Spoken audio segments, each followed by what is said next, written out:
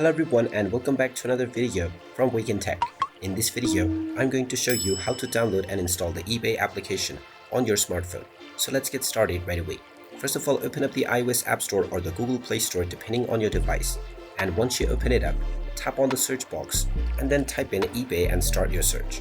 Once you find the eBay application, go ahead and tap on it and you will see the install button.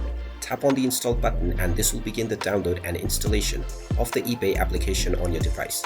Just wait for a while until the installation is completed, and when you see the open button you can tap on it to open up the app.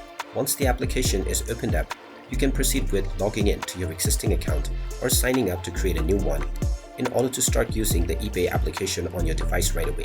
And there you have it. That is how easy it is to download and install the eBay application on your smartphone.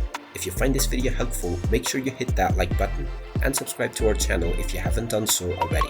Also ring that notification bell to never miss another update from us. Thank you for watching and I will see you again in the next video.